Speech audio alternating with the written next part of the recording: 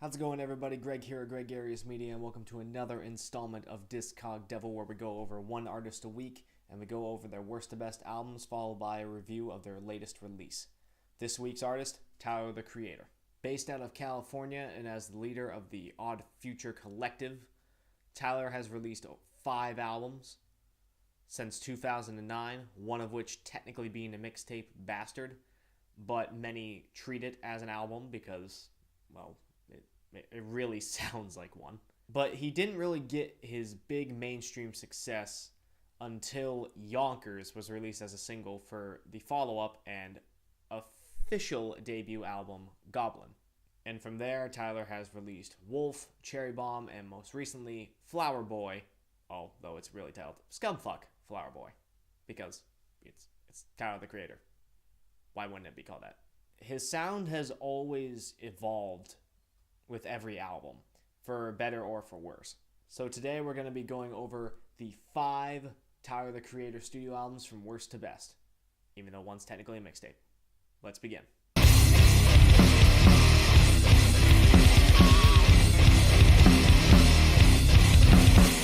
First is the worst, and first on this list is Cherry Bomb, released in 2015. So I'll try to get the positives out first.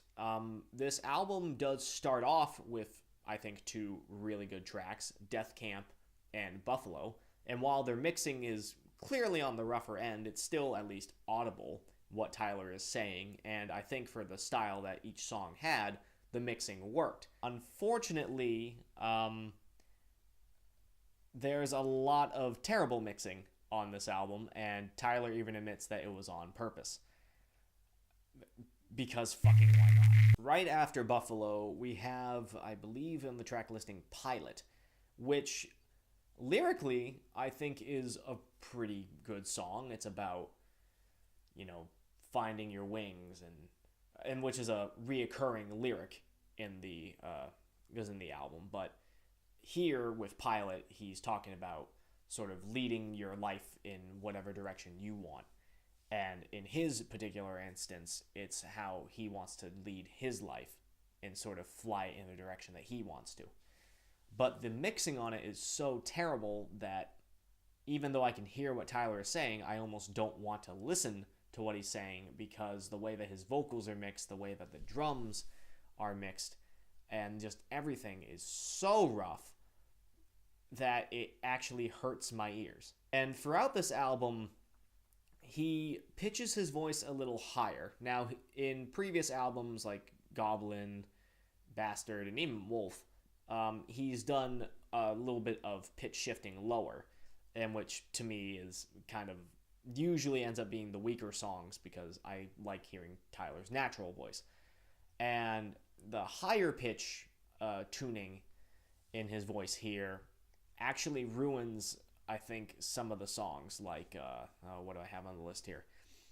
Run, Keep the O's, Okaga, and the second half of Two-Seater. Because Two-Seater, I think, is a really good song up until the second half kicks in which I'm not sure if Cherry Bomb was supposed to have this concept to it, with the varying little skits here and there, especially at the end of Two-Seater, where, his bitch week 2. The higher pitch vocal parts end up being distracting, and while fucking young / perfect is, I think, one of the better moments in which it's utilized, because Tyler is singing through most of it, so the higher pitch shift in his voice there actually kind of works, and the production, I think, really allows it to work. When he starts rapping with the higher pitch thing, it just really annoys my ears.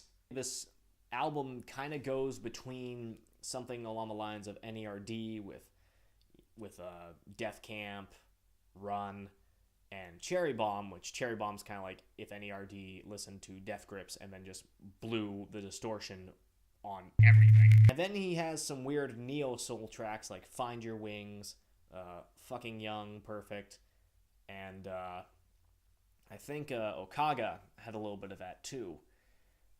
And Two-Seater. the way in which everything is placed on the album just sounds like it's hopping from one style to the next, and it's really jarring, especially since the mixing on some of those songs aren't even that great. If I could give this album one more positive, it's the track Smuckers with Kanye and Lil Wayne. I think all three verses, well, I'd argue Kanye's is the weakest, I think all three artists really did their thing on this song. It was a really nice surprise considering all the other songs of how inconsistent in quality they were, and then all of a sudden Smuckers comes on and it's just verse, verse, verse, verse, just really good. The key three I will give Cherry Bomb are Death Camp, Buffalo, and Smuckers. Next on this list at number 4, second is not the best, but it is the second worst, is Goblin, released in 2011. Goblin was what sort of propelled Tyler into mainstream attention, with the song Yonkers in particular having verses targeting multiple artists who were popular at the time, such as B.O.B. and Bruno Mars, going to stab him in his goddamn esophagus and won't stop until the comics come in. Super edgy lyrics at the time, and the music video for that too, which was really minimalist and really creepy. But even now I can watch it and really admire sort of the minimalist work that was in that song. And that song, granted I was in high school when I heard it and I'm like, oh my god, this is amazing. So I went to check out the entire album, and my views on it now have only worsened, and my initial views on the album as a whole weren't that great when I first heard it. To start off, just like Cherry Bomb, it does start with two really good songs, Goblin being the opener, and it's the weird concept in which I'll admit I never really got into seriously, but it's where it starts with Tyler talking to his therapist, and he just sort of lets everything out. And then, of course, Yonkers is the second song, and I still enjoy that song to this day. The really off-kilter, sort of odd vibe beat that sort of popularized what Odd Future sort of was. But then, just like Cherry Bomb, I say this even though Cherry Bomb came after this, it goes downhill kind of quick in the quality, with Radicals following it. And I think it would have been a better track if there wasn't that random disclaimer and the very tacked on fuck Bill O'Reilly, even though I agree with that sentiment, because then it kind of ruins the whole vibe of the song. Like, if he got rid of that and it was just, I mean, it's not the best song anyway without those parts, but it would have been better, I think, in the flow of it, where Tyler is this, in this character of just being this deranged, troubled youth that's trying to make sense of everything that's going on in his head. And when he does the random disclaimer, it's kind of like breaking a fourth wall, but kind of ruining the character and the joke behind any of the meanings of the song. This album's production was very much a budget production, and you can tell with a lot of them. While it's not nearly as bad as Cherry Bomb, again, I don't know why Tyler purposely made the mixing on that bad.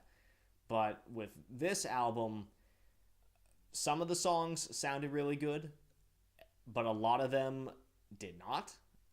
And it's because the production is really thin for a lot of songs. It worked really well with Yonkers, and the bass on that one was really full.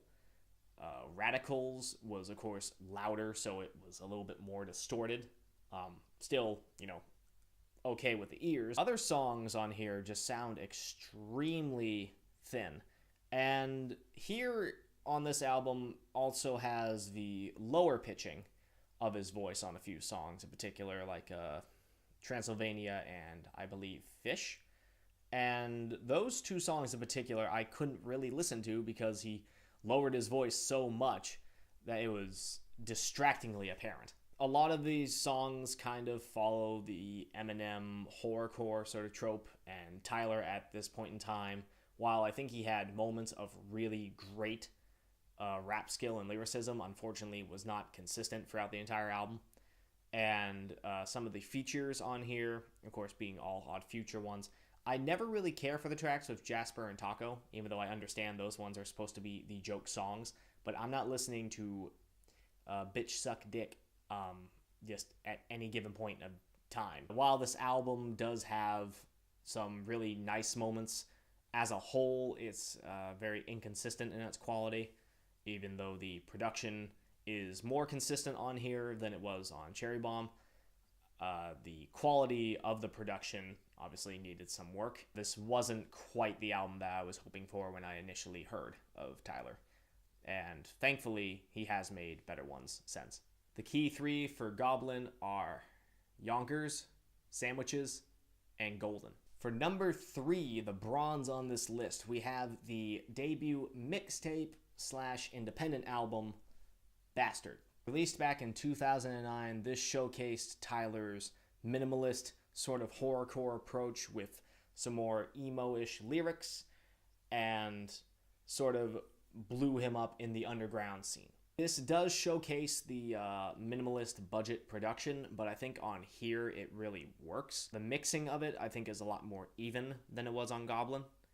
And Tyler's performance on here, while his voice is a little on the higher end, because I don't remember how old he was when he recorded this, but obviously he was younger, so his voice was a little higher. Subject matter about his family, his absent father, and various songs of sort of horrorcore tropes of rape, murder, and immature humor.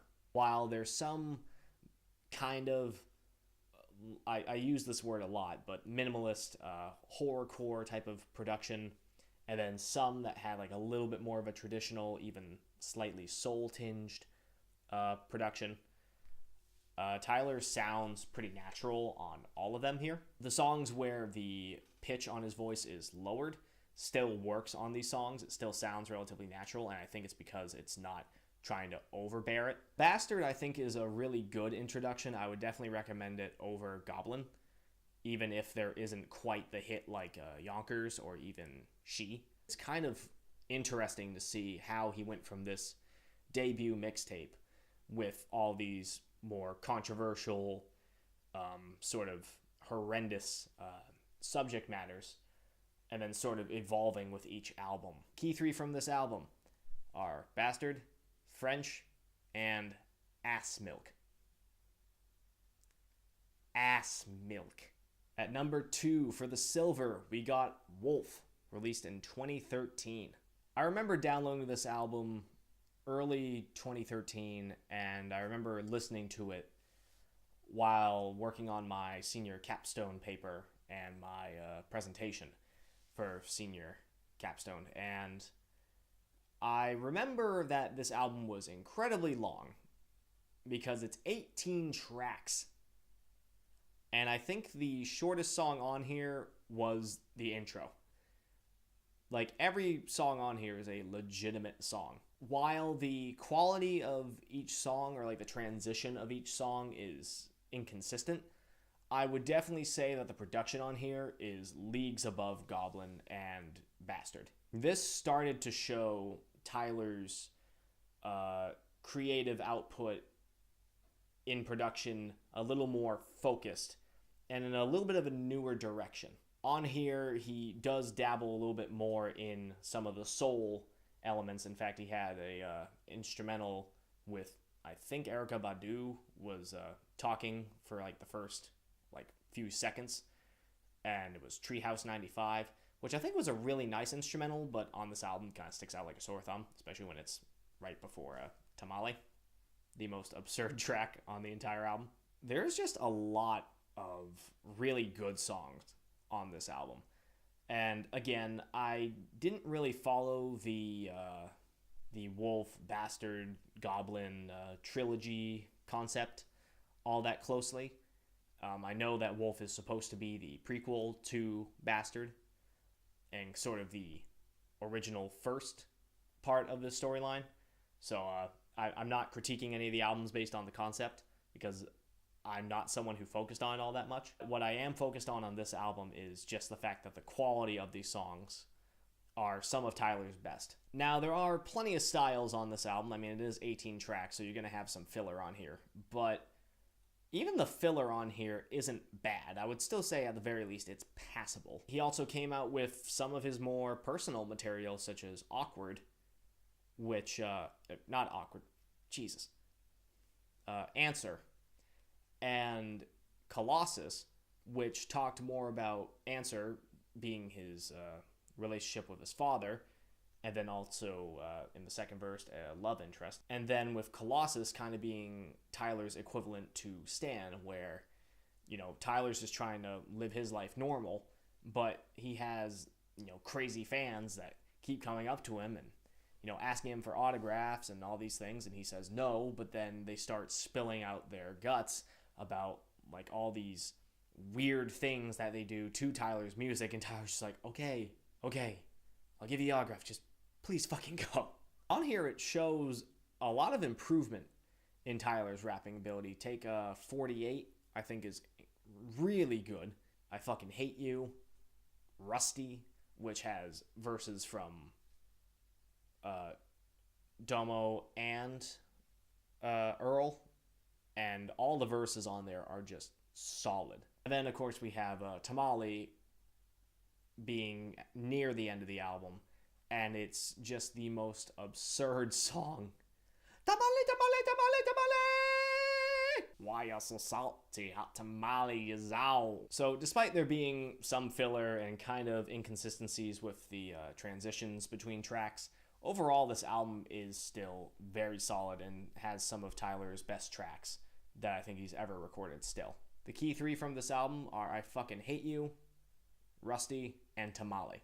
And for the gold, if you haven't guessed it by now, my number one Tyler the Creator album is his latest one, Flower Boy, also known as Scumfuck Flower Boy.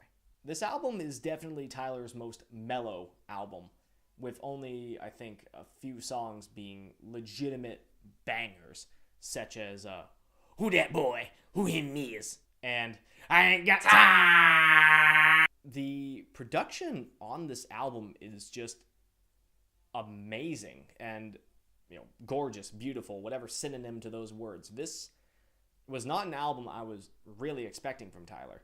When the singles came out, one being Who Dat Boy, and then 911, Lonely, and then Boredom, I was really anticipating to see where this album went. And from start to finish, I loved pretty much every track on here. The subject matter on here gets personal, but more personal, I think, than previous albums. Because with the trilogy, Tyler was bringing personal moments, but also was playing his character at the same time, which made the album and concept very inconsistent. And then Cherry Bomb, I don't know if there was a concept to it or not, but it wasn't nearly as personal, even though there were personal moments, like Pilot, and it was really difficult to listen to because of the mixing. But here it's like the polar opposite. You wouldn't have guessed that the guy who made this album also made Cherry Bomb. You had the krautrock band Can doing the foreword for this album. How the fuck did you manage that? Tyler goes a bit more personal on this album, more talking about himself as opposed to more family-related matters, because now he's talking about that he is successful, that he has all these things, but he's still depressed and bored with his new rich and famous lifestyle. He talks about depression, he talks about motivating himself and motivation for others. He talks about sort of identity crisis, love, and plenty of other things on this album. All the features on here were utilized really well. I mean, if you can make Jaden Smith not obnoxious on a song, watch out for the potholes, watch out for the potholes, I'm pretty sure this album is not going to have any problem. And even Lil Wayne's verse on here, like, I'm not a Lil Wayne fan by quite a margin, but I can acknowledge that Lil Wayne drops some pretty good verses from time to time. I mean, he did on Smuckers from Cherry Bomb, and he does here on, why don't I have this on the on the screen. The only complaint I think I have with this album is that the ending could have been a little bit stronger. Once Glitter comes in and then the sort of instrumental extension at track number 14 sort of come through, the vibe is very consistent mellow-wise.